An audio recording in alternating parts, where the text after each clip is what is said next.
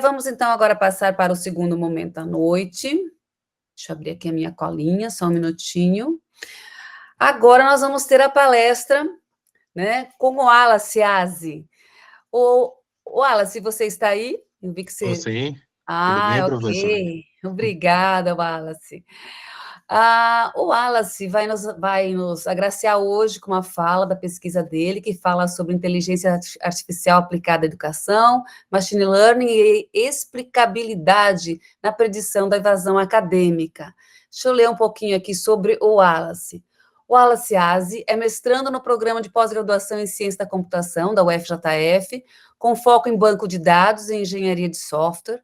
Atua como servidor público na própria UFJF, no Centro de Gestão de Conhecimento Organizacional, no nosso querido CGCO, contribuindo com o desenvolvimento e a gestão de soluções tecnológicas e institucionais. O Wallace é graduado em Ciências Exatas pela UFJF, é nosso filho, hein, de pai e mãe. Possui curso técnico em informática para a internet pelo Centro de Profissionalização e Educação Técnica, CEPET, e especialização em desenvolvimento web pela Universidade de Anhanguera, Uniderp. Sua trajetória profissional inclui experiências na área de tecnologia da informação, especialmente em empresas de telecomunicação, onde atuou no desenvolvimento de sistemas, análise de dados e implementação de soluções digitais. Wallace, seja bem-vindo. É um prazer. Obrigado por aceitar o nosso convite e fique à vontade com a sua apresentação. Primeiramente, é um prazer estar aqui participando do seminário. Dar o parabéns também para as meninas, pelas apresentações e pelo engajamento em assim, aumentar, disponibilizar para as outras meninas a experiência de como estar na área da computação, porque todo mundo, a gente sabe que, né, antigamente não era uma área muito do público feminino, mas graças a Deus tá sendo modificado isso, e eu só parabenizar todos vocês aí pelo trabalho. Vou compartilhar uma apresentação aqui.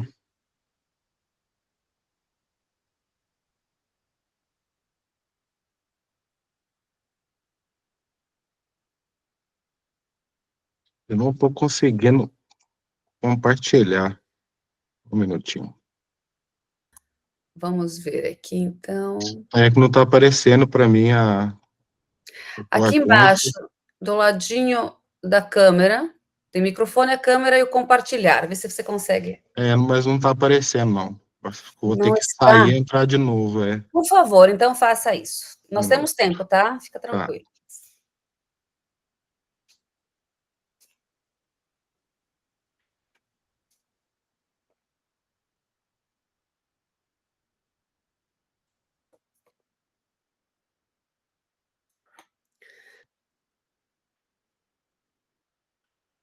Apenas lembrando que todas as gravações de todas as nossas palestras, de todo o seminário, inclusive dos seminários anteriores da Licomp, os anteriores já estão disponíveis e até o final de semana também estará disponível o seminário desse ano. Então, todas as gravações, as palestras vão estar lá para que vocês possam rever ou encaminhar para alguém que vocês achem interessante. Não se esqueçam de se inscreverem no nosso canal, né, para dar uma forcinha lá para a licenciatura em computação. Obrigada.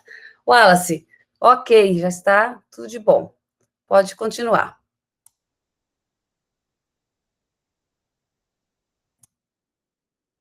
Oi, Wallace. Estava mutado aqui. Estava mutado, Bom, é verdade. a minha pesquisa eu estou fazendo uma pesquisa, uma dissertação de mestrado junto com a minha orientadora, a professora Regina, e o meu co-orientador é o professor Vitor, e a gente está fazendo uma pesquisa na área de aplicada à educação, utilizando machine learning e explicabilidade na predição da evasão acadêmica. Por que a gente escolheu esse tema? Hoje, no Brasil, a taxa de evasão no ensino superior universitário é muito, muito alta.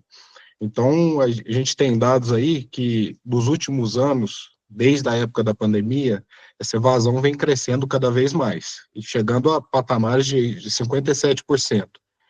Isso afeta não só recursos, vamos falar assim, políticas públicas, recursos, mas também a formação profissional do mercado, porque uma quantidade menor de pessoas qualificadas vão estar entrando no mercado de trabalho e, como eu disse, é uma perca de recurso da universidade, né, com essa evasão. Então, hoje a gente, não é só saber, assim, o aluno vai evadir. Tudo bem, o aluno tem uma predição de evasão, mas por que ele vai evadir?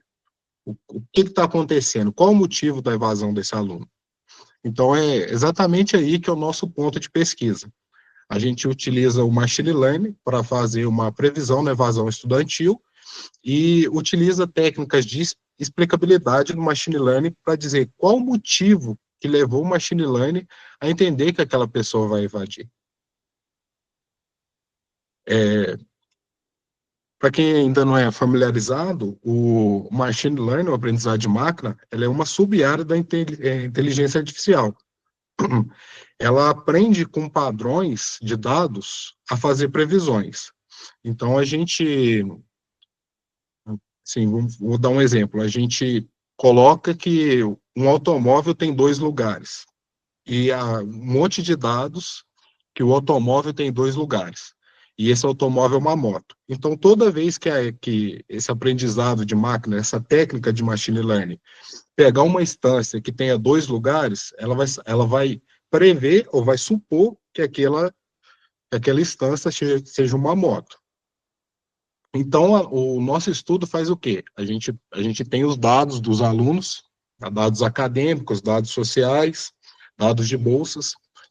Com base nesses dados, a gente tem dois grupos de alunos, alunos que concluíram o curso e alunos que evadiram o curso, e a gente utiliza esses dados para alimentar técnicas de machine learning, porque existem diferentes técnicas de previsão para, assim, para nos informar se determinado aluno que está ativo tem uma chance alta de evasão ou não, que ele tem uma chance de, é o contrário, de conclusão do curso. Machine learning, técnicas de machine learning, elas são, como eu disse, capazes de prever se determinada instância é positiva ou não é positiva, no caso, se ela vai evadir ou não. Só que as técnicas de machine learning, elas são conhecidas como técnicas de caixa preta. Ela te dá informação se aquela instância, por exemplo, no caso do aluno, se ele vai evadir ou não vai evadir, mas ela não te fala quais fatores ou quais motivos que levaram ela a tomar aquela decisão. Então, o aluno vai evadir, mas qual o motivo? O que levou a técnica de machine learning a prever esse resultado?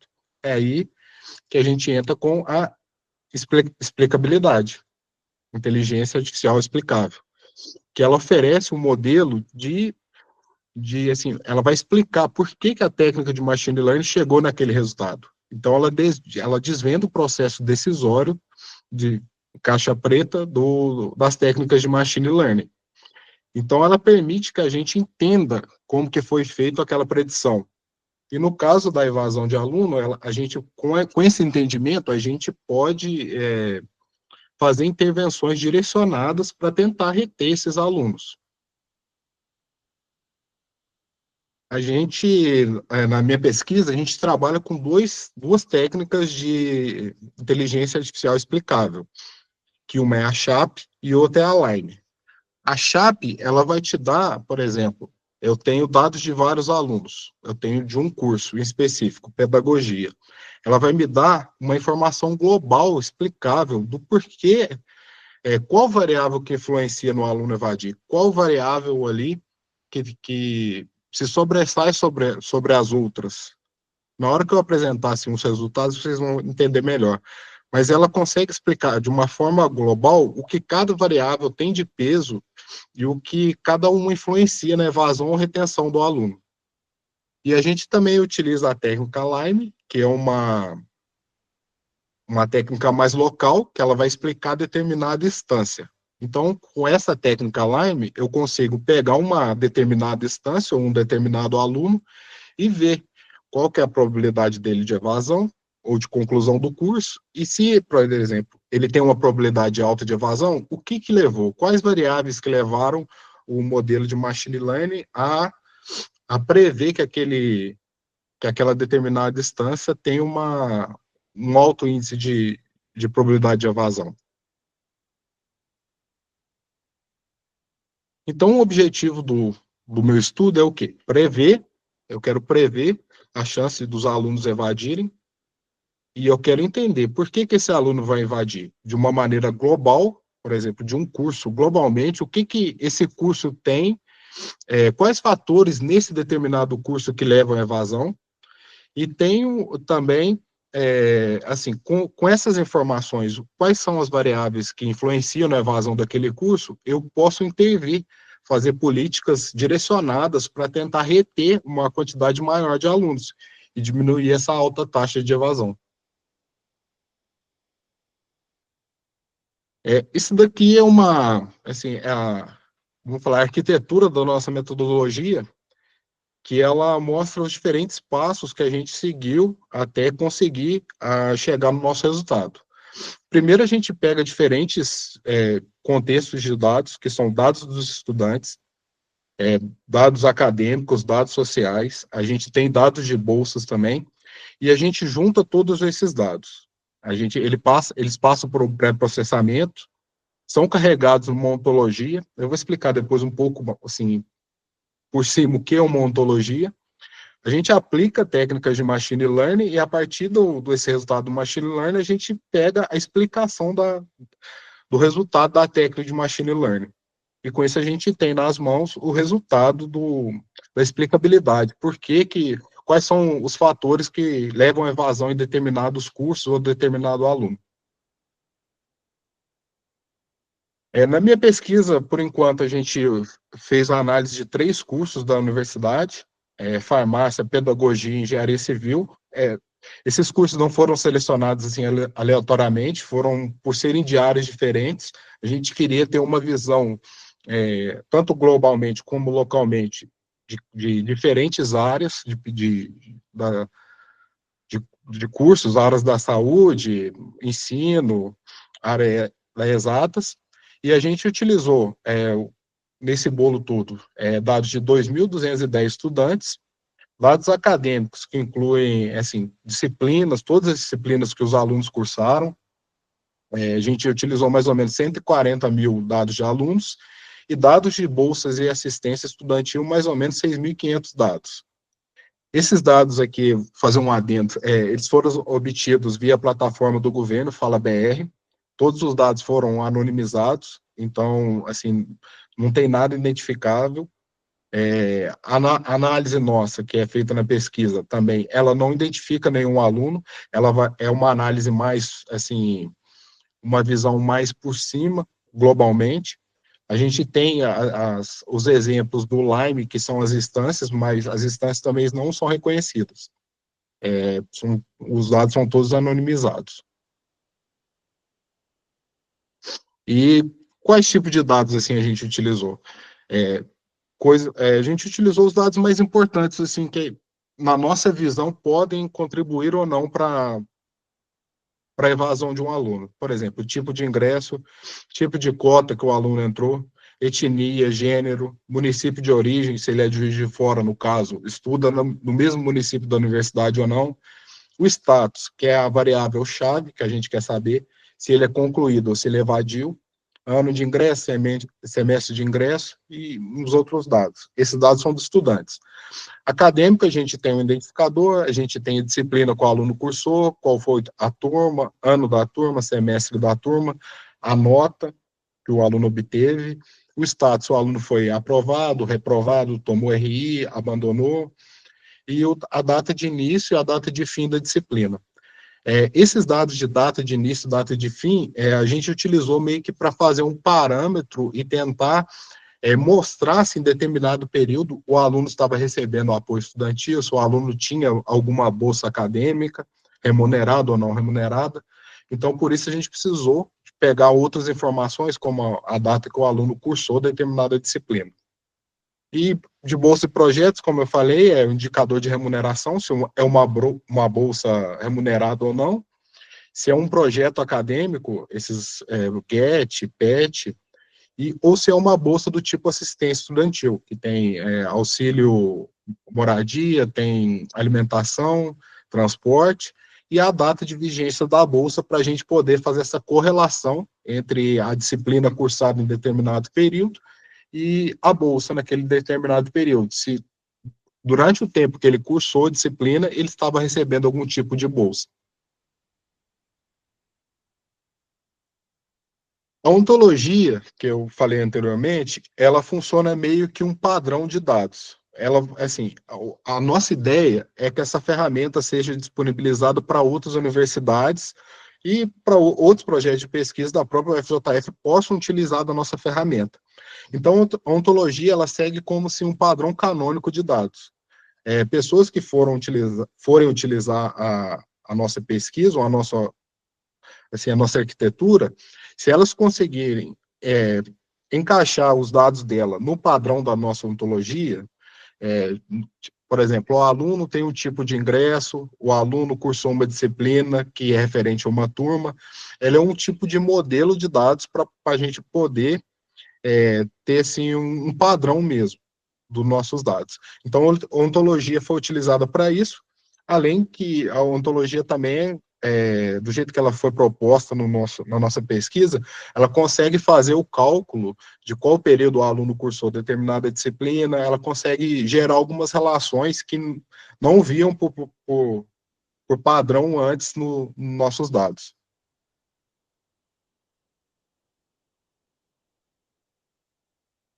No machine learning, assim, fazer uma visão sobre o nosso machine learning, a gente utilizou três técnicas de machine learning: Random Forest, Gradient Boosting e XGBoost.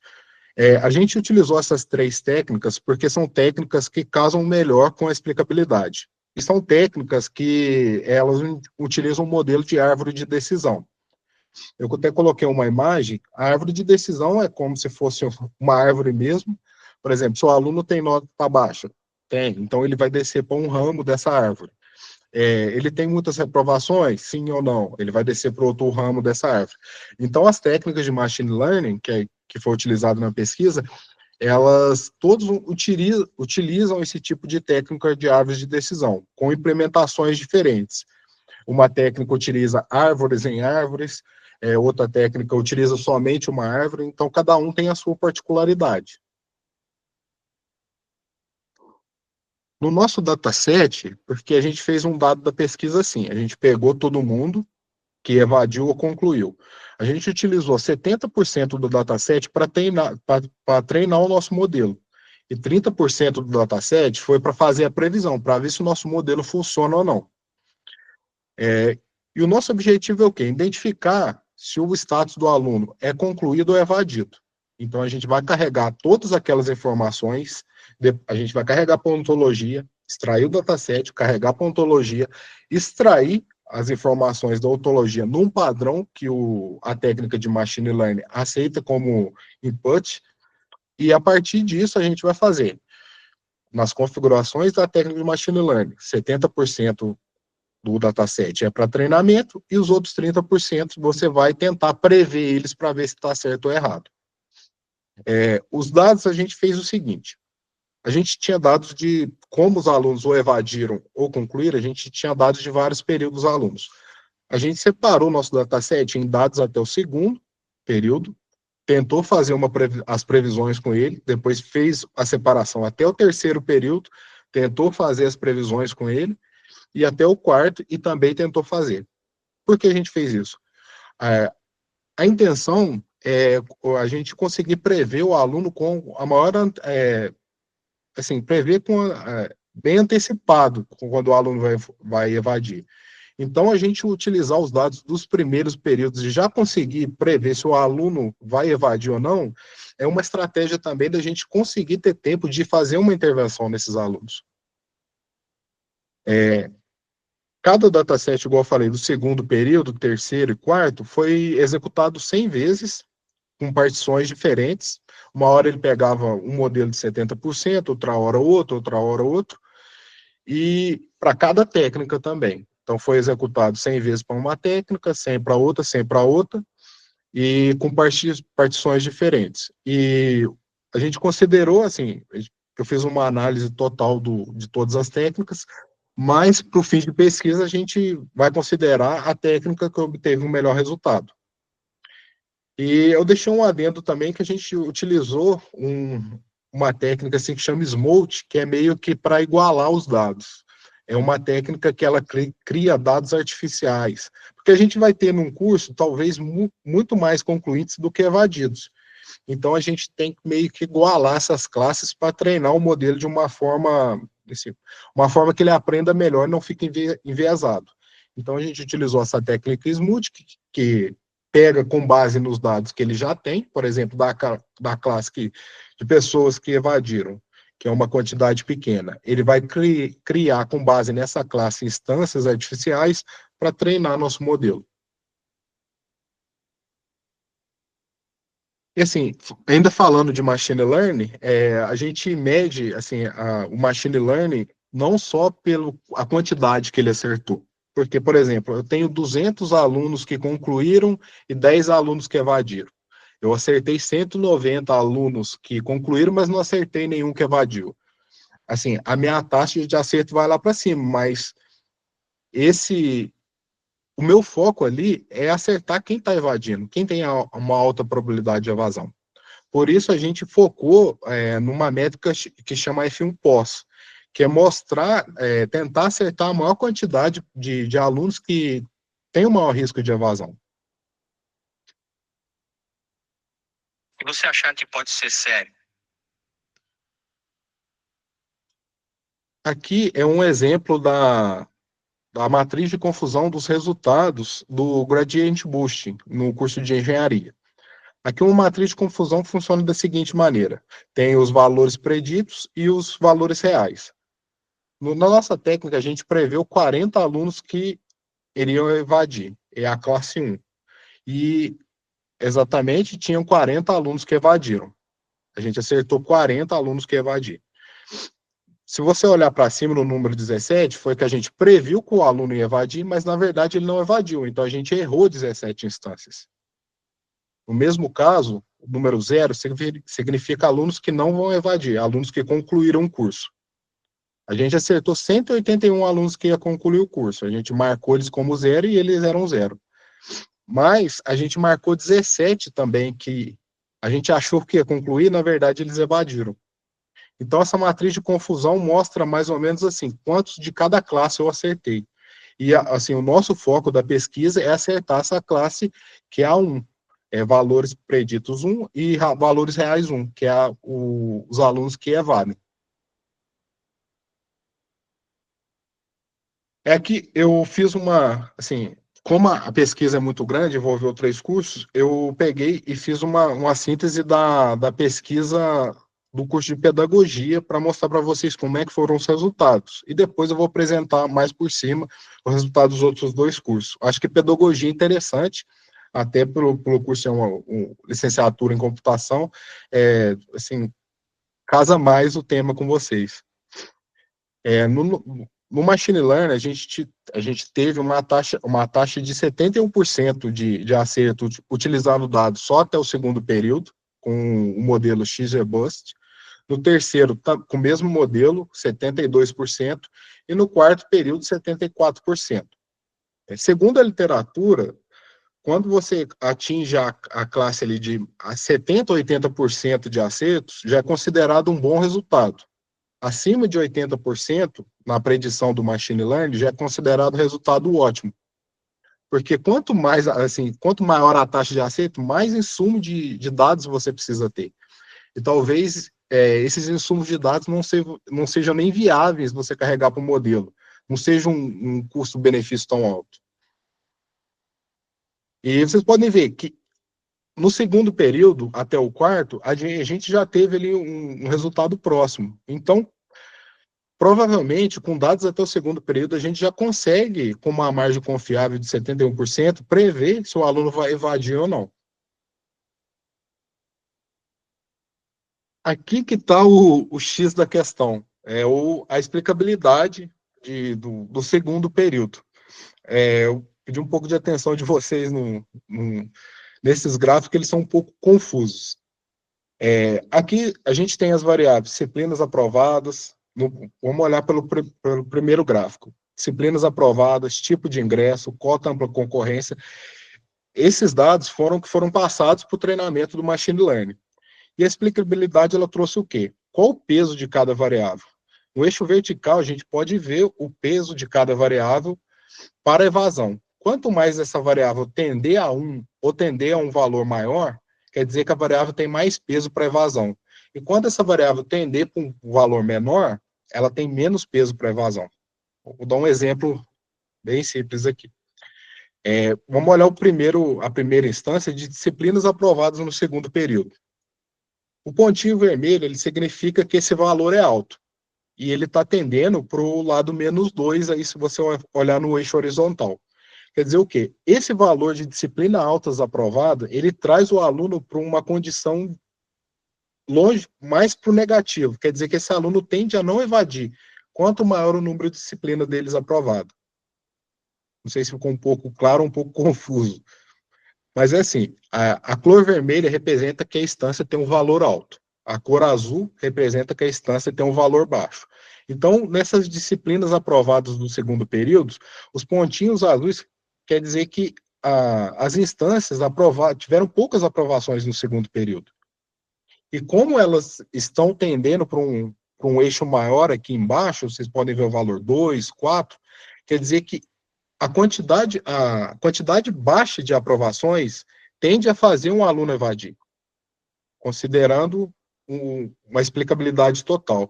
Só que isso não foi a única coisa, foi a variável com maior peso que o modelo considerou. Mas se você olhar no primeiro gráfico, na segunda variável, que é o tipo de ingresso PISM, pode ver que o pontinho vermelho, ele está à esquerda de vocês no monitor. Então, a esquerda quer dizer o quê? A esquerda ele tende a não evadir, e o valor da variável é vermelho. Como é uma variável binária, quer dizer que 1 é que a pessoa entrou pelo PISM, e 0 ela não entrou pelo PISM. Então, os pontinhos azuis mostram quem não entrou pelo PISM, e os vermelhos quem entrou pelo PISM. Aqui o modelo está mostrando para a gente que quem não entra pelo PISM tem um risco maior de evasão, e quem entra pelo PISM tem um risco menor de evasão. Pensa assim, olhando para o monitor, a direita tem um risco maior de evasão e a esquerda um risco menor de evasão. A cota ampla concorrência, mesmo caso. Alunos que entram tem a variável positiva da ampla concorrência, o valorzinho vermelho, tendem a permanecer no curso, tendem a não evadir. E quem não tem essa variável como 1, quer dizer que alunos que não entraram por ampla concorrência, tendem uma chance maior a evadir. Ainda olhando o primeiro gráfico, a distribuição da nota de ingresso, pode ver que está bem distribuído ali. Quer dizer que não é uma variável muito clara ainda. É uma variável assim, tem alunos que têm uma nota alta de ingresso, mas evadem, e tem alunos que têm uma nota baixa de ingresso, mas não evadem. Etnia branca. Isso quer dizer o quê? Que alunos que têm etnia branca têm um menor também risco de evasão comparados a alunos de outras etnias. Esse gráfico é o gráfico CHAP, tá, gente? É uma avaliação global do curso. Eu coloquei os 3 porque são 3 técnicas diferentes. Isso, eu quero mostrar que cada técnica pode, assim, ter uma explicabilidade diferente. Não são as mesmas explicabilidades para técnicas diferentes. Então, assim, você tem que levar, é um gráfico meio difícil e complexo de analisar, porque além de levar em consideração o eixo vertical do peso das variáveis, tem que levar em conta o eixo horizontal, que é o valor das variáveis, e ainda o peso das variáveis, que é a cor do pontinho. E outra coisa, a gente carregou cerca de 40 variáveis para o modelo. Ele elencou aqui para a gente as 20 variáveis mais consideradas. Então, tem variáveis, por exemplo, até uma coisa interessante, que o gênero não é uma variável considerada. Gênero feminino, gênero masculino, outros tipos de gênero. Para o machine learning, isso não é uma métrica que foi considerada para evadir mais um determinado gênero, evadir mais de um determinado curso ou não. Isso é um peso que ele não considerou. E a gente pode, assim, analisando os gráficos até o segundo período do curso de pedagogia, a gente pode tirar alguns insights, que, por exemplo, disciplinas reprovadas puxam o aluno para evasão, disciplina aprovada puxa o aluno para não evasão, o tipo de ingresso PISM é uma variável que influencia. A gente pode olhar também, deixa eu ver aqui, A cota de renda é uma variável que ela está lá embaixo no peso, ela não é muito considerada, mas ainda assim tem o seu valor. A gente tem uma variável aí um pouco para baixo do meio do primeiro gráfico, que é período 2 AI. AI é assistência estudantil. Quer dizer que quem recebe assistência estudantil tem uma condição melhor de não evadir do curso. Então, isso são, assim, é uma análise complexa, porque a gente tem que analisar vários fatores de várias técnicas diferentes para depois tentar entrar num consenso o que esses fatores nos dizem sobre um modelo global. Aqui eu fiz uma análise acho que eu até repeti aqui, passando errado aqui. Eu coloquei o quarto período duas vezes, mas aqui é terceiro período e o quarto período. Mas, assim, vocês podem notar que no terceiro período, considera a legenda ali que eu coloquei errado. As disciplinas aprovadas ainda continuam sendo uma variável de grande importância para a permanência ou não do aluno. Mas outras variáveis vão aparecendo, como assistência estudantil, nota de ingresso, e outras variáveis vão cair nos seus pesos ao longo da explicabilidade do modelo. Por exemplo, o tipo de ingresso PISM já não é uma variável tão considerada quando você está no quarto, terceiro período, mas é uma variável a se considerar no segundo período.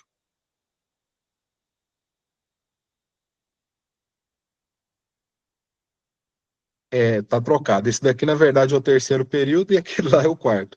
O terceiro período é a mesma coisa, disciplinas aprovadas no terceiro e no período anterior também são variáveis de grande importância para ver a retenção de um aluno ou não. A nota de ingresso também continua sendo uma variável a se levar em consideração, mas como ela tem uma distribuição bem granular, a gente não pode tirar uma conclusão tão exata dela. E, assim, analisando os gráficos do curso de pedagogia, a gente identifica que a trajetória do aluno na relação de aprovações e reprovações é um fator consistente que leva o aluno ou não a evadir do curso. O tipo de ingresso de avaliação seriado, no caso PISM, também é um fator. Isso pode dizer o quê? Talvez um aluno que entre pelo PISM, ele já vem mais preparado para a vida acadêmica do que um aluno que entrou pelo SISU. Talvez a gente pode sugerir, talvez, políticas de nivelamento ou outras políticas de intervenção com esses dados. Uma coisa interessante também é que a assistência estudantil, para o curso específico de pedagogia, ela pode ser como fator protetor ali em todos os períodos também. Quer dizer que o curso de pedagogia, ele tem uma tendência a alunos que recebem um tipo de assistência tender a ficar mais na universidade. Talvez é uma política de bolsas remuneradas ou de bolsas não remuneradas que a faculdade pode oferecer para o curso. Outras variáveis, assim, a gente falando assim, igual a aprovação, o aluno aprova muito no curso, ele tende a permanecer no curso. O aluno reprova muito no curso, ele tende a evadir. Tudo bem, a gente sabe que pode acontecer isso, mas provando via dados, via explicabilidade, vamos falar assim, é um fator mais importante, porque a gente está explicando, com dados, as variáveis são importantes, mas não sozinhas. Existem outros fatores que também contribuem para o aluno ficar ou não na universidade. Aqui eu apresentei para vocês verem como é que é o Lime. Eu peguei uma instância do Lime. Esse é um aluno que ele tinha 85% de chance de evadir. E ele evadiu, no caso. O modelo acertou essa previsão de evasão dele. Então, você pode ver ali, em laranja, ele está mostrando o que contribuiu para o aluno evadir. Em azul, o que contribuiu para ele não evadir. Por isso que ali a gente vê num cantinho ali, eu sei que a imagem está um pouco ruim, mas a chance dele ser não evasor é 0,15%, e a chance de evadir 85%. Mas o que puxou isso? Ele teve poucas disciplinas aprovadas no terceiro período, só 3. Isso puxou em laranja para baixo. Quer dizer que puxou para ele ser considerado um evasor. No segundo período, disciplinas aprovadas, foi outra variável que também puxou ele para evadir. Mesma coisa no quarto período, também puxou ele para evadir. Nota de ingresso, provavelmente ele entrou pelo PISM, ele entrou pelo PISM, a nota de ingresso do PISM dele foi uma nota até que alta, então foi considerado um fator de retenção para ele, assim como o tipo de ingresso dele e a ampla concorrência que ele entrou no PISM. Mas você pode ver que as outras variáveis, que foram as reprovações e sequência dele nos períodos 2, 3 e 4, sobressaíram sobre esses outros fatores. Então, isso daqui é o que a gente vai ver do aluno. Talvez a gente pode identificar ali, o aluno está com muitas disciplinas reprovadas no segundo período e no terceiro. Talvez agora no quarto seja uma hora de o coordenador fazer uma intervenção e tentar ajudar o aluno a montar um horário. Pegar umas disciplinas que ele está com mais dificuldade lá atrás, tentar organizar a carga horária dele. São fatores assim que têm que ser analisados caso a caso. Por isso que o Lyme é uma técnica para ser utilizada para uma intervenção local no aluno.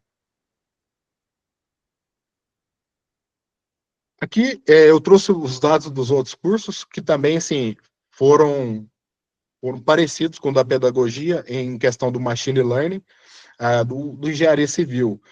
O acerto ali da classe de evasores variou entre 70% e 77% nos períodos 2, 3 e 4, e o Randall Forest foi o melhor no terceiro e quarto período, a técnica de machine learning, e o XGBoost teve o melhor desempenho no segundo período. Farmácia, mesma coisa. Farmácia variou menos ainda. Pode ver que com farmácia, no segundo período, a gente já consegue ter um resultado bem próximo do que a gente teria no quarto, com mais informações. Então, a gente pode fazer uma intervenção precoce. E, assim, agora fazendo um panorama sobre os 3 cursos que foram analisados no nosso estudo, é porque é um estudo muito grande e, assim, fica muito maçante de apresentar resultado por resultado, gráfico por gráfico. Então, eu fiz um panorama das 3 áreas dos 3 cursos que a gente analisou. Na engenharia, a aprovação no período recorrente foi o fator mais relevante para os alunos evadirem. Os alunos na engenharia, eles podem ter, assim, um desempenho alto, por exemplo, no segundo e no terceiro período, mas no quarto ter um desempenho ruim e evadir no quarto período. Então, a gente pode analisar, assim, como uma intervenção, que tem que ser uma intervenção, assim, em tempo real com esse aluno. Tem que ver como que está o desempenho dele naquele período exato. A nota de ingresso do PISM, assim, ela foi considerada nos 3 cursos como um fator de, se o aluno entrou pelo PISM, um fator para o aluno não evadir. Como eu falei anteriormente, talvez seja, assim, uma preparação acadêmica, já vim fazendo as provas do PISM em sequência, ver mais preparado para entrar na vida acadêmica. E na engenharia, por exemplo, a gente não teve resultados de assim, impacto com assistência estudantil e bolsas acadêmicas. O impacto ou foi nenhum ou foi mínimo. Então, engenharia seria um curso que a gente poderia sugerir intervenções em tempo real e mais focada em disciplinas, para ver se o aluno pegou uma carga horária alta, se ele está aguentando fazer todas aquelas disciplinas no período corrente, talvez deixar uma disciplina para depois, tentar manter o nível de desempenho do aluno mais alto no período corrente. No curso de farmácia, a gente teve, assim, um pouco parecido com a engenharia. Também no período corrente foi um fator importante. Tipo de ingresso PISM, como eu disse, e ampla concorrência também foram fatores importantes, mas a assistência estudantil já apareceu um pouco mais na farmácia, indicando que talvez assim, uma política universitária de assistência estudantil, de bolsas remuneradas, podem ajudar os alunos a ficar mais não evadindo o curso. Falhas por frequência na engenharia, a gente não viu muito isso, mas na farmácia tem muito abandono, muito mais RI que nos outros cursos, e isso também teve um peso no desempenho a ser considerado. E o perfil racial, assim, no curso de farmácia, foi indicar que o perfil racial étnico branco, tem uma chance menor de evasão que os outros perfis étnicos. A gente considerou todos os perfis, considerando a divisão que é feita no SISU, o tipo de ingresso SISU. Na pedagogia, como a gente apresentou, a gente já tem, assim, bolsas remuneradas, um impacto maior da assistência estudantil, do desempenho. O desempenho, a gente tem em todos os cursos o impacto do desempenho, mas na pedagogia a gente vê mais influência da bolsa, da assistência estudantil, do que nos outros cursos. E eu botei até ali uma anotação na pedagogia que o perfil racial da pedagogia já é uma relação mais complexa, porque no modelo ele fala que o perfil étnico preto e pardo evade menos, um outro modelo ele considera o branco que evade menos. E isso é trocado de um período para o outro. Então, essa análise fica um pouco complexa para a gente poder inferir um tipo de informação. Esse daqui, uma análise dos resultados mesmo, igual eu acabei de fazer, que os perfis de evasão podem variar por curso. Na engenharia civil, os alunos, mesmo com bom desempenho histórico, se o desempenho cair, eles podem evadir, eles exigem um monitoramento contínuo, uma intervenção contínua. O desempenho na farmácia é mais decisivo, mas a gente também tem que tomar um cuidado, igual eu falei, na questão dos RIs, que não aparece muito nos outros cursos, mas na farmácia aparece. Na farmácia, eu esqueci até de mencionar que a assistência estudantil, na variação do segundo, terceiro e no quarto período, ela vai se tornando mais importante ao longo dos períodos. Então, quanto mais tempo o aluno ficar, eu acho que a tendência é ele precisar mais de uma assistência estudantil. E na pedagogia, que foi que eu apresentei para vocês, que assistência estudantil e bolsa são fatores mais decisivos, considerando que o desempenho também é um fator predominante em todos os cursos, para a retenção dos alunos. O desempenho chave os fatores chave foi o desempenho acadêmico, como a gente viu, que é presente em todos os cursos assim que eu fiz a análise.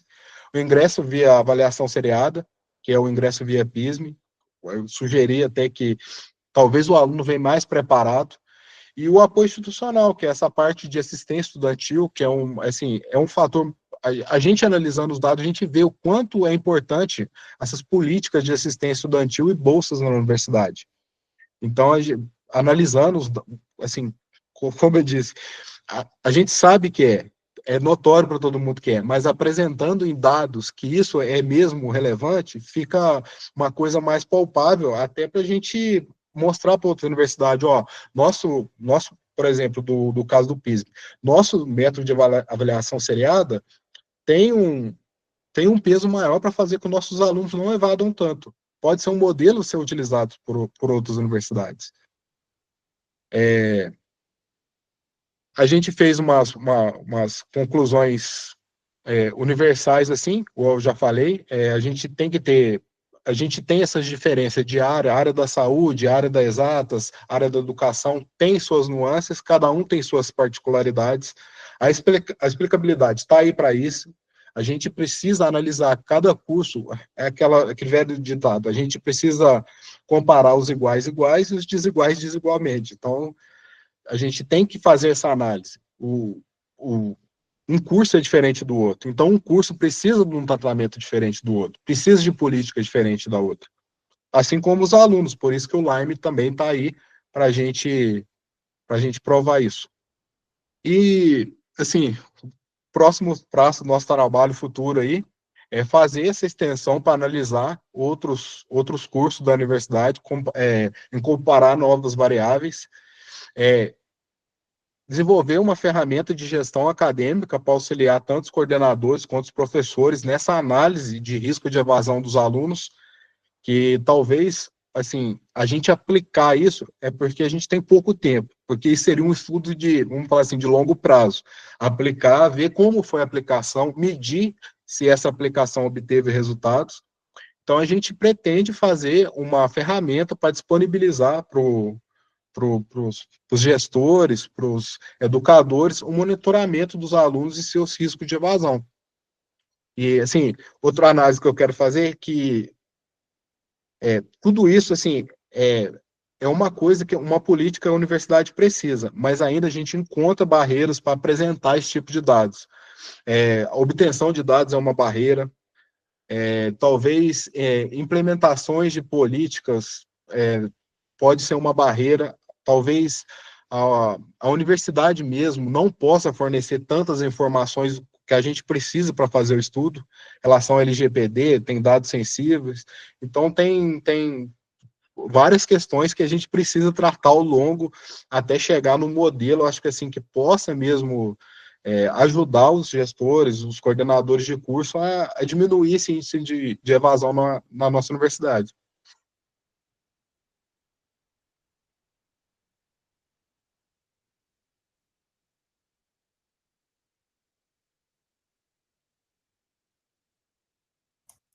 Finalizei. Finalizou, Wallace? Ah, então tá joia. Obrigada pela Desculpa o sua tempo, foi um pela pouco longo mesmo a apresentação. Não, fica tranquilo, foi ótimo. Wallace, você traz um tema que para mim é um problema enorme. Eu, enquanto gestora de um curso, coordenadora de um curso, me sinto de mãos e pés amarrados todos, porque o sistema, o SIGA, Uhum. ele não me dá nenhuma informação, nenhum caminho para saber ou ter uma ideia de que um determinado aluno está precisando de ajuda ou não. Você coloca no início da sua fala uma evasão de 50 e poucos por cento. Na EAD, isso é muito mais, mas é muito maior mesmo, É bem Alice. maior na EAD. Maior. Exatamente. E assusta. E assusta não só a nós, como a CAPES, que financia também o curso, né? Os Uhum. cursos EAD.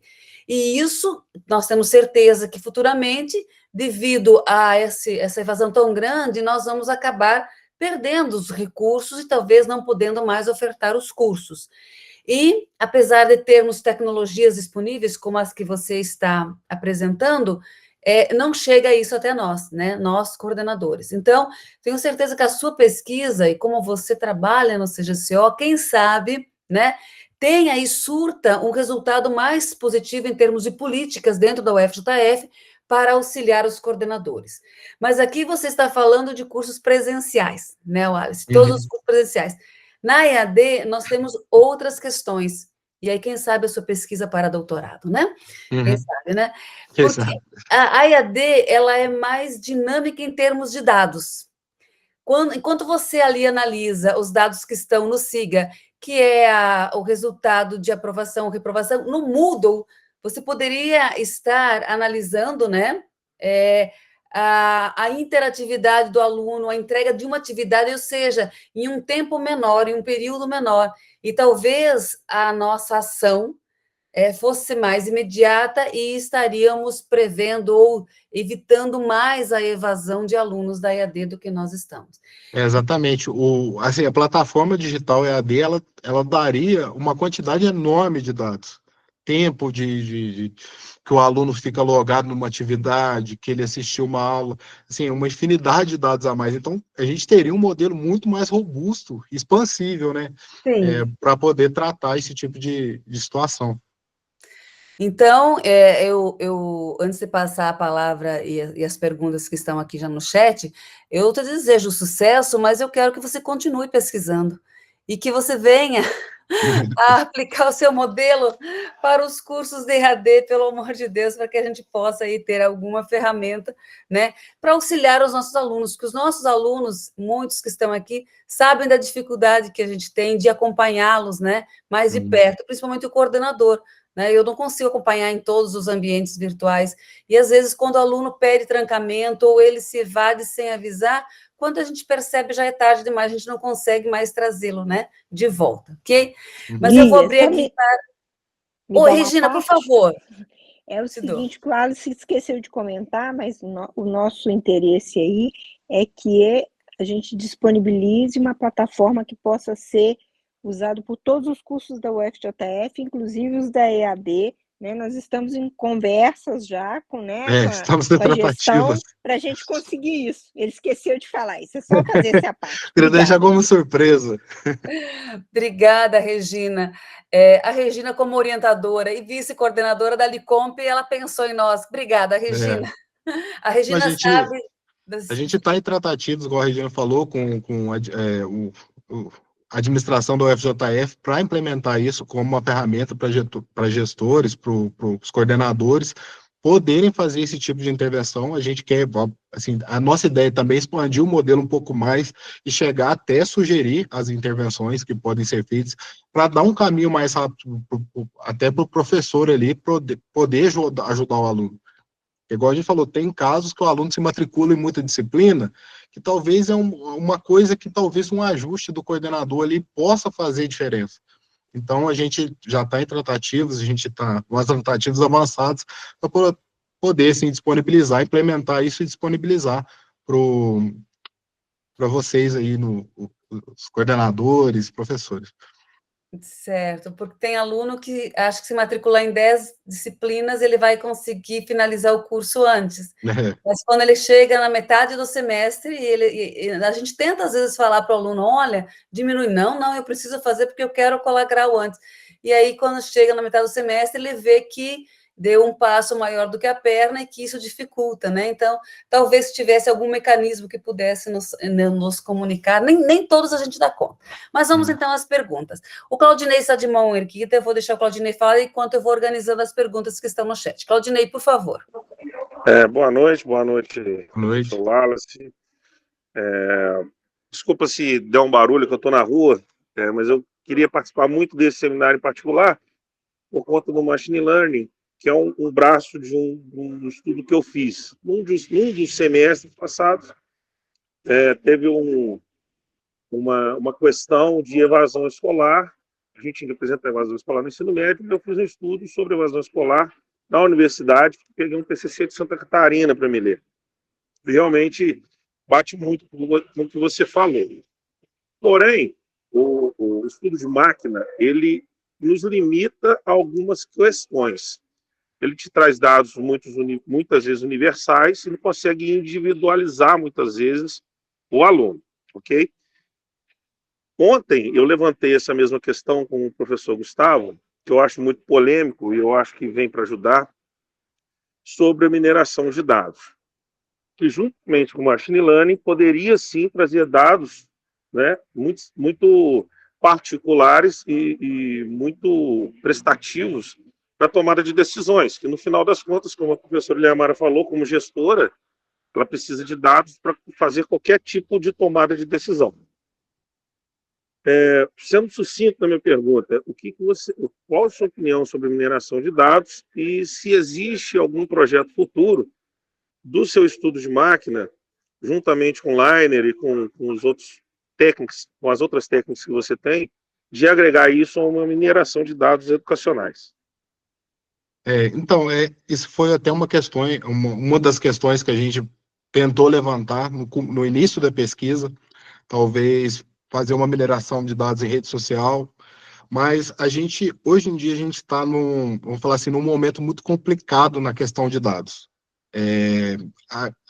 Os dados não podem ser tratados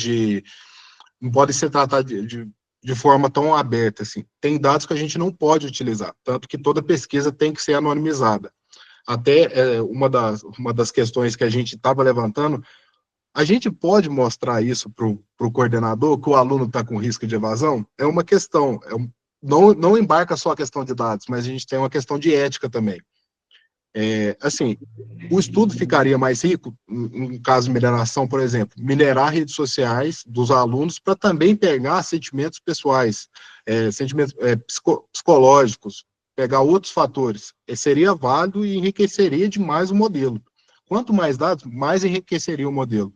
Só que a gente esbarra nas questões éticas, a gente esbarra na proteção de dados. Então, assim, é uma área que você tem que meio que tomar cuidado para não ultrapassar uma certa linha. Porque talvez uma pessoa não. Por exemplo, um aluno talvez não queira que esse dado dele, que ele vai invadir ou não, seja apresentado. Mas a gente não te interrompendo, mas só para fazer um adendo. Na sua opinião, hoje, a mineração de dados, principalmente na área comercial, já existe. Isso é fato. E vou dar um exemplo aqui. Hoje existe um aumento circunstancial no grau de suicídios de adolescentes hoje também. Sim, na sua opinião, se é válido ou não, você não acha que essa burocracia poderia ser deixada um pouco de lado E mesmo que a gente encare problemas éticos, que isso não poderia ser utilizado a favor a favor da sociedade no modo geral. Agora eu não vou nem falar só na questão de dados educacionais, mas a mineração de dados como uma ferramenta pública política a favor do incentivo para a sociedade, não só nos estudos, mas também numa qualidade de vida melhor. Por exemplo, saber quanto tempo de tela cada pessoa fica e tentar fazer uma política pública na sociedade em questão para que se use menos tela. Só um exemplo, a grosso modo. Qual a sua opinião, assim, relativamente a isso? Então, assim, a minha opinião é assim, hoje em dia a gente já dá ciência automaticamente a muitos tipos de dados. O YouTube que a gente usa está coletando dados, o celular que a gente usa está coletando os dados da gente. A gente vive num mundo conectado, a gente não tem como fugir desse mundo conectado. A minha opinião é assim, se eu consentir para que o dado seja utilizado, em meu favor ou em favor de terceiros, tudo bem. Eu não posso forçar alguém a disponibilizar os dados dele para mim, entendeu? Eu acho que isso tem que ficar claro. A pessoa tem o direito de não querer que os dados dela sejam utilizados numa pesquisa. Isso é um direito fundamental da pessoa, direito à privacidade. E eu acho válido essa pesquisa, por exemplo, peguei dados anônimos de todos os alunos. Eu não consigo identificar os alunos, mas os dados dos alunos estão sendo utilizados numa pesquisa. Entendeu? Uma pesquisa em prol da instituição. É um assunto muito polêmico, né? Um assunto muito polêmico. Muito, mas... porque a gente, como, assim, falando em termos gerais, a gente, como servidor público, a gente não pode fazer o que não está previsto em lei. Sim. Então, na minha, assunto... Para me finalizar, que na minha opinião, os dados, sendo disponibilizados ou não, hoje eles são coletados. A verdade é essa. E eu vejo muita burocracia e uma certa hipocrisia no sentido de por que não utilizar esses dados a favor. Essa é a minha opinião. Concordo com o que você falou, que esbarra em procedimentos éticos. Mas não vou prolongar muito, não. Muito obrigado pela resposta.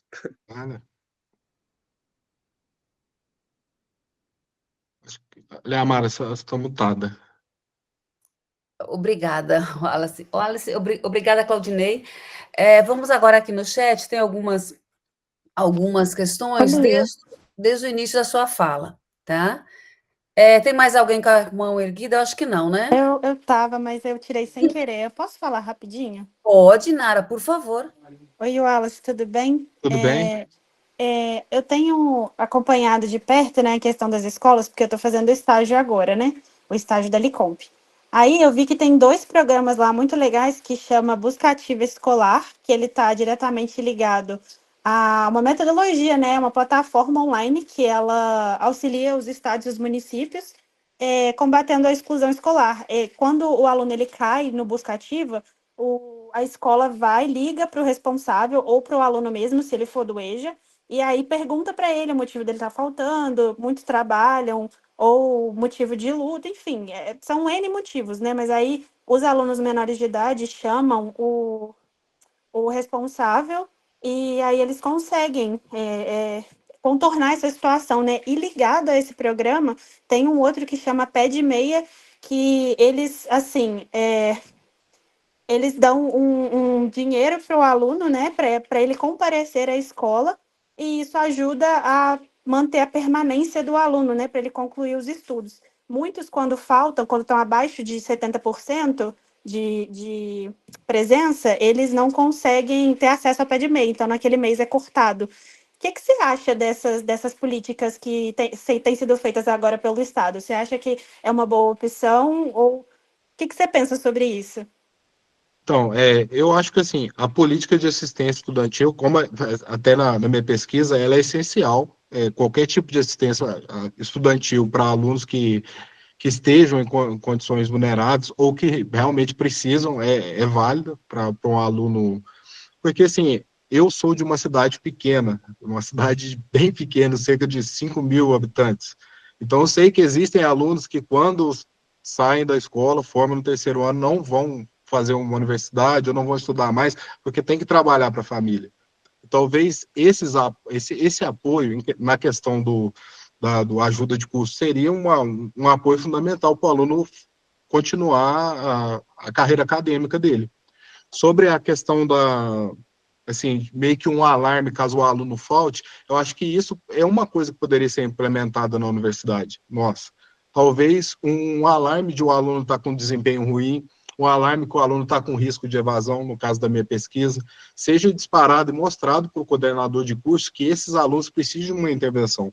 Então, eu acho que qualquer ferramenta que ou previna a evasão, ou dê, vamos falar assim, dê uma assistência para o aluno continuar, eu acho totalmente válida.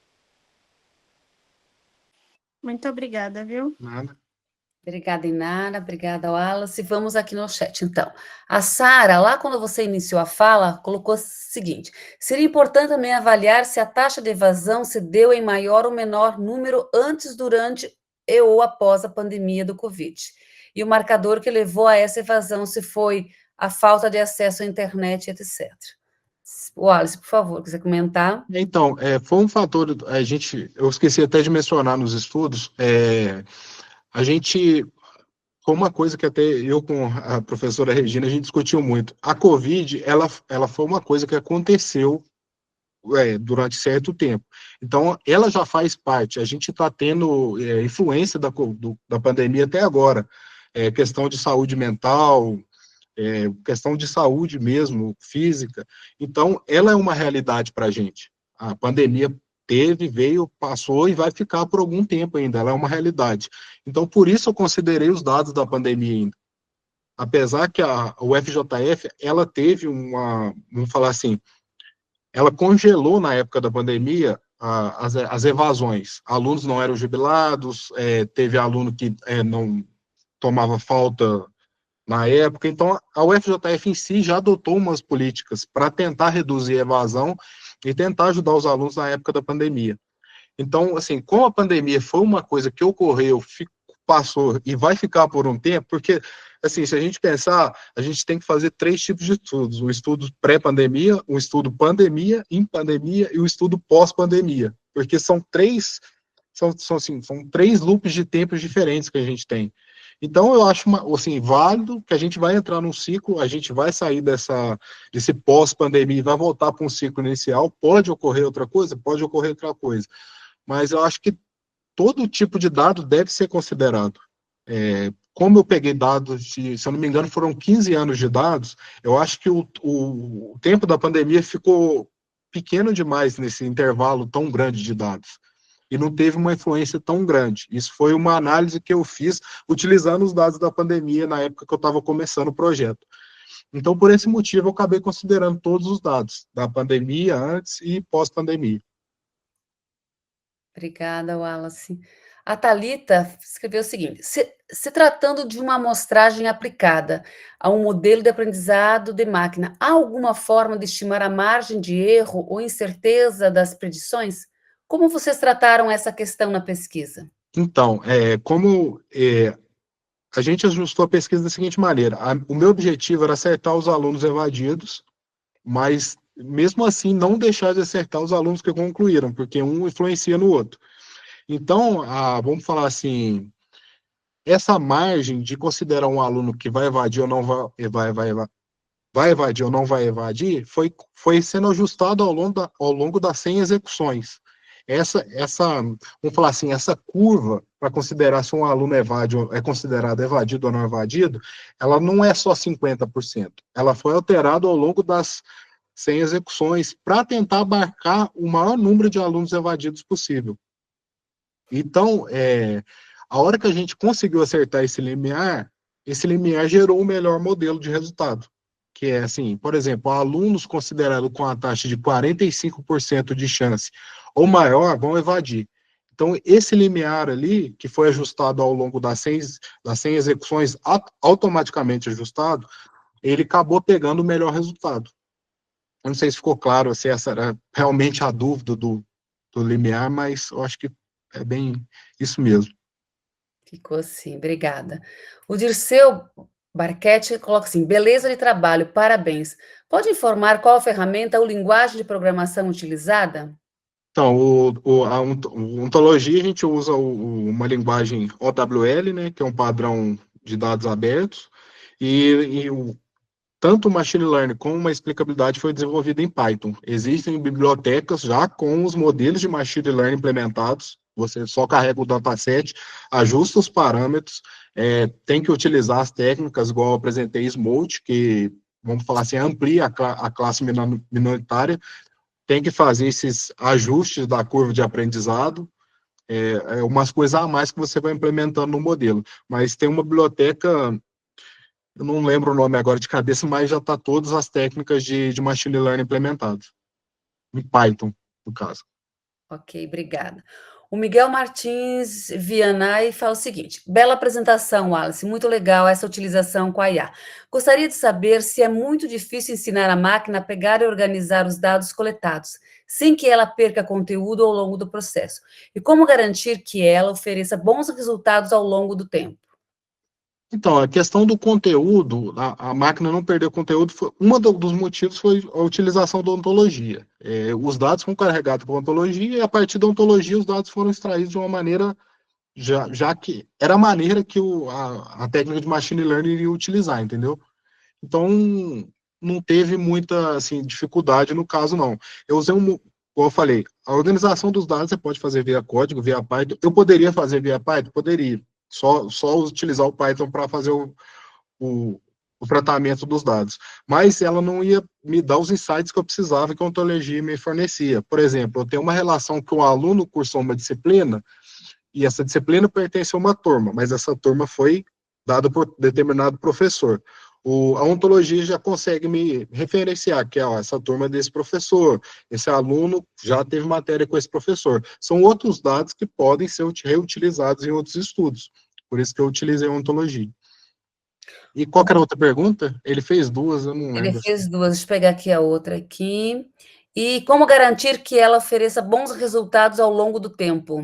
Então, no caso dos bons resultados, foi o que eu fiz com o modelo. Eu tinha um modelo de dados já com todos os resultados. Eu subi 70% do modelo para treinamento, e geralmente é isso que todo mundo faz.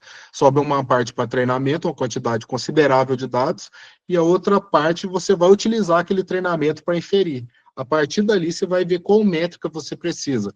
Você precisa de acurácia, você precisa do F1 pós. Você tem que ver qual que é o teu objetivo de métrica que você precisa para chegar ao seu resultado. Você quer acertar mais a classe negativa? Você quer pegar menos falso positivo? Depende do qual o teu objetivo de dados, entendeu? O Rodrigo Oliver quer saber o risco de evasão dele. Os dados são anonimizados, eu não consigo saber. Não tem como. Ô, Rodrigo, continua no curso firme e forte, aí que você não vai evadir, não. Nós não vamos deixar você sair do curso, tá? Qualquer coisa é só mandar um zap para a gente lá, a gente te ajuda. Isso mesmo. A Renata está dizendo que é muito interessante, é necessário encontrar caminhos para a evasão, né? Estudo extremamente relevante, parabéns. A Mônica está escrevendo assim, ó, se quiser fazer lá no bacharelado em administração pública EAD, podemos compartilhar os dados. Tem gente já querendo compartilhar os dados com você, hein, Wallace? Tá vendo? Podemos compartilhar sim, pode mandar o teu e-mail aí, ó, se precisar de dados que for utilizado na pesquisa, eu também posso disponibilizar para vocês os dados que eu utilizei, posso disponibilizar o código que eu utilizei também, se vocês precisarem, assim, é tudo... Eu acho que eu tenho um repositório no GitHub já com todos esses dados, com todos os resultados, porque são muitos alunos, então gera um dado correto para cada aluno. Então, tem muita coisa. O Dirceu Barquete colocou mais uma pergunta aqui, ó. Você chegou a pesquisar algum outro trabalho acadêmico, não necessariamente com machine learning, validando o que você obteve? Então, eu pesquisei muitos trabalhos acadêmicos, muitos, porque desde a época que eu comecei, eu não defini minha pesquisa de cara, a gente começou com uma outra cara de pesquisa, a minha pesquisa foi se ajustando automaticamente ao longo do tempo. Então, eu publiquei artigos antes fazendo uma visão geral, só utilizando a ontologia de dados, e para isso eu fiz muita revisão da literatura, muita mesmo, tanto de técnica de machine learning, como técnica de explicabilidade, tratamento de evasão, tipos de intervenções, fiz muita pesquisa sobre isso também.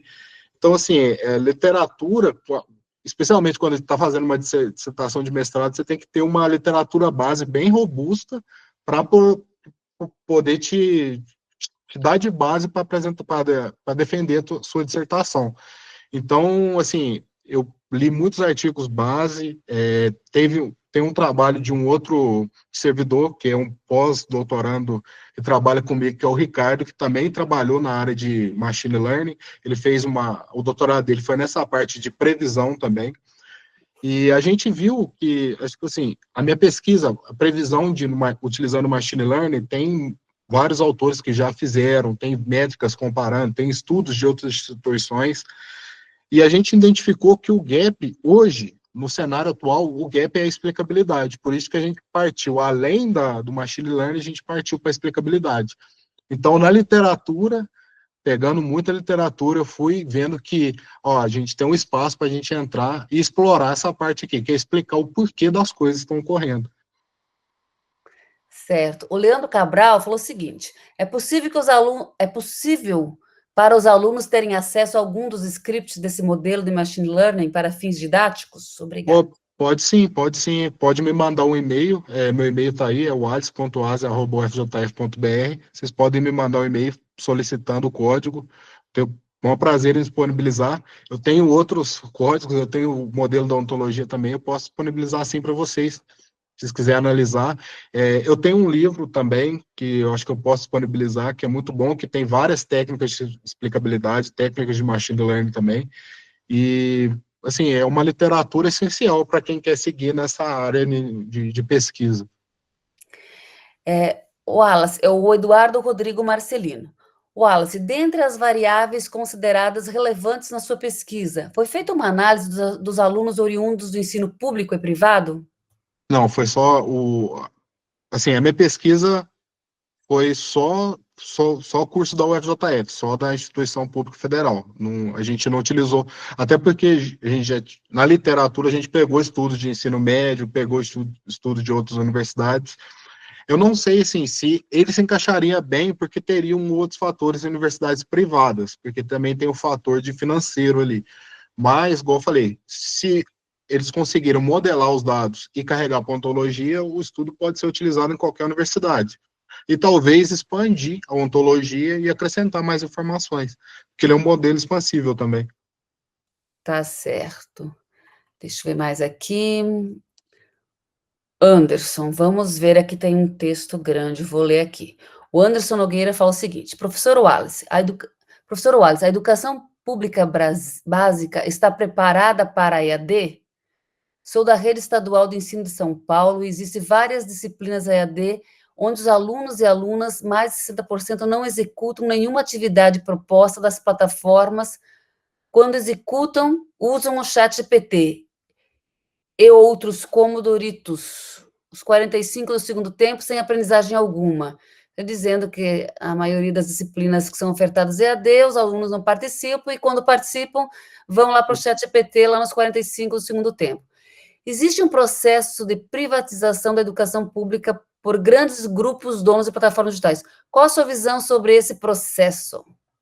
Então, primeiramente, a questão do ensino EAD em si. Tudo depende, eu acho que assim, o aprendizado é personalíssimo. Se eu quero aprender, eu vou aprender plataforma EAD, eu vou aprender estudando em casa, sozinho, eu vou aprender na universidade. Tudo depende o quão engajado eu estou no meu curso. Eu acho assim, existem disciplinas que o ensino EAD é melhor do que o ensino presencial, a determinadas disciplinas. Por exemplo, disciplina de programação. Eu acho um EAD, para você poder visualizar lado a lado, muito melhor do que você estar numa sala de aula escrevendo num quadro, uma sala de aula que não tem recurso computacional para você executar. Se você estiver na sua casa fazendo, tudo bem. É uma questão bem complexa essa parte do ChatGPT, porque o ChatGPT e outras IAs, ela é uma realidade nossa agora. Não é mais assim, a IA não sei o quê, a IA é a realidade. Alunos vão fazer trabalhos com elas, não adianta isso. Você vai jogar um texto lá 1 hora, se alguém não usa, 1 hora vai usar, vai chegar lá, vai falar assim, me ajuda a fazer isso aqui, ou tá no WhatsApp, tem aquela IA do WhatsApp agora. Ela é uma realidade. Eu acho, assim, que tem duas questões. Tem a questão ética, porque a pessoa pode utilizar, mas lá na frente ela vai ser cobrada por ter utilizado. Isso é óbvio. Vai chegar uma hora que a pessoa que utilizou lá atrás para fazer certo trabalho vai fazer um concurso e não vai conseguir resolver certa questão porque fez no chat GPT. Ou vai precisar ali escrever uma redação para ser aprovado alguma coisa e não vai conseguir fazer. Nem assim, é um filtro natural que vai acontecer no mercado de trabalho, no concurso, em outras questões também. É uma realidade que a gente vai ter que aprender a lidar com ela. Não sei, assim, quais ferramentas a gente vai poder utilizar. Eu acho que, assim, tem disciplinas, por exemplo, na minha opinião, matemática, é uma coisa que você vivencia na sala ali. Não tem como você ir no chat GPT, faz essa conta aqui para mim. Aí chega na hora da prova lá, o aluno vai fazer como? Ele vai ser reprovado. Então, é um filtro que vai acontecer naturalmente. É uma realidade, a gente tá vivendo ela, foi igual eu falei do caso da pandemia, a gente está vivendo ela, eu, assim, na minha opinião pessoal, eu acredito que o filtro ele vai sendo feito ao longo da carreira profissional da pessoa, normalmente. É isso mesmo. Aí a gente deixa para o futuro, né? Se É. quiser usar agora o ChatGPT, desde que seja com transparência, né? Uhum. Depois, lá na frente, pode colher alguns frutos não tão bons. Mas é isso. Wallace, eu gostaria de agradecer imensamente a sua apresentação, Eu que desejar agradeço. sucesso para a sua finalização da pesquisa, né? Quando você for fazer a defesa, aí, por favor, nos comunique, né? Ou você já fez? Não Não, fez vou ainda? fazer ainda. Você vai Pretendo fazer. fazer no final desse ano ainda. Então, por favor, nos comunique que o grupo da Licomp vai estar lá assistindo você, ok? Tá bom, Muito muito obrigado, eu agradeço a oportunidade de todo mundo estar aqui presente até essa hora aqui. Desculpe me estender demais na pesquisa aqui, porque, assim, se eu deixei alguma coisa de falar, vocês me desculpem, é um tema complexo. Eu sei que a explicabilidade não é algo fácil de ser analisado num gráfico, mas eu quero demonstrar para vocês que existem meios da gente ajudar a prevenir a evasão no ensino superior, existem ferramentas, a gente tem que, assim, engajar um pouco mais para poder aplicar essas ferramentas e tentar reduzir esse padrão, que assim, é um dever nosso como profissionais da educação zelar por nossos alunos ou pela nossa universidade, então, Isso aí, pela universidade pública e de qualidade, né? Porque pública de qualidade. há muito dinheiro sendo investido, então nós precisamos que o aluno inicie e finalize, né? Que ele não se evada no meio. Isso. Obrigada, Wallace. Eu que agradeço, gente. Muito Ok, obrigado a todos. ok. Bom, queridos alunos e alunas, professores, tutores, né? Pessoas que são de fora da universidade e de outro país que estiveram aqui, né, nesses 3 dias, eu só tenho a agradecer, tá? Chegamos ao fim do 3º seminário da licenciatura em computação da UFJF. Foram 3 noites intensas, com falas potentes, experiências inspiradoras e reflexões necessárias sobre os rumos da educação digital, os desafios da formação docente e as possibilidades do uso crítico e ético da inteligência artificial na educação. Agradeço em nome da coordenação do curso e da comissão organizadora a todos os palestrantes, convidados, alunos e alunas, professores, tutores, e os egressos que estiveram aqui conosco. Vocês deram vida a esse seminário com suas presenças, perguntas, escutas atentas e partilhas generosas. Desejo que tudo que vivenciamos aqui siga ecoando na prática de cada um de vocês, tá? Que possamos continuar formando, transformando e inspirando com responsabilidade, sensibilidade e compromisso com uma educação pública e de qualidade. Muito obrigada pela presença de vocês e já deixo o convite para o próximo seminário da Licomp em 2026. Eu espero que todos tenham assinado a lista de presença. Nos próximos dias estaremos entrando em contato para o envio da certificação. Qualquer dúvida, entre em contato pelo e-mail da coordenação da licenciatura em computação. Acessem o nosso canal do YouTube, as nossas redes sociais, façam parte dessa grande família que é a licenciatura em computação. Um abraço a todos, obrigada e boa noite.